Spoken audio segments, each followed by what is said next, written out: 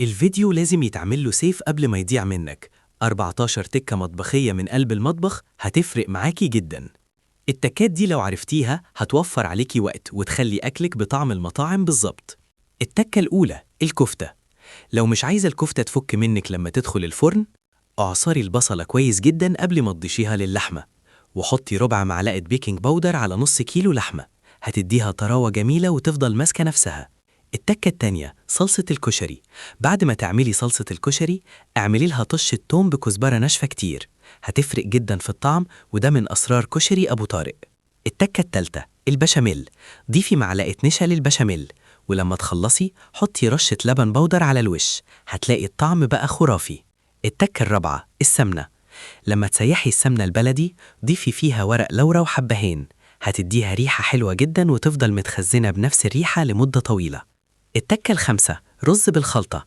لو مكسلة تعملي الكراميل ضيفي معلقتين عسل أسود، هيدي لون وطعم حلو جدا للرز. التكة الستة شوربة لسان العصفور.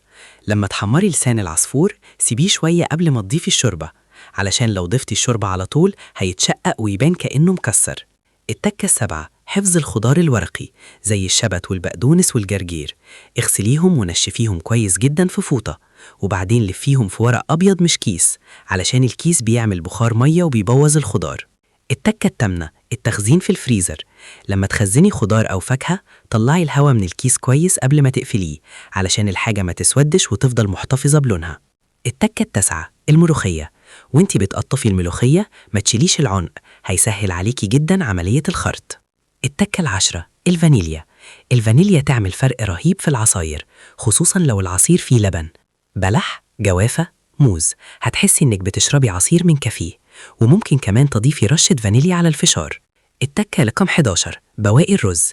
لو عندك رز بايت ضيفيله بيضة وبهارات واضربيه في الكبة، اعمليه كور وافتحيها واحشيها جبنة بزيتون وفلفل، وبعد كده قليها، طعمها تحفة. التكة رقم 12 شيش طاووق اقتصادي. لو عايزة أكلة شكلها شيك وموفرة اعملي شيش طاووق بالبطاطس بدل الفراخ، الطعم يجنن وشكله جميل. التكة رقم 13 بواقي الكيك. لو عندك بواقي كيك فتتيه واعملي تورتة جيلي. طبقة جيلي في قالب، لما يجمد حطي نص فتافيت الكيك، طبقة كريم شانتيه، باقي الكيك، وصبي باقي الجيلي وسيبيه يبرد في التلاجة، تحفة بجد. آخر تكة السويس رول. لو السويس رول اتكسر منك وانتي بتلفيه اعمليه تورتة مستطيلة، اقسميه بالطول واحشيه كريم شانتيه، وبعدين زينيه براحتك. اعملي لايك وشير علشان نوصل لأكتر عدد ممكن.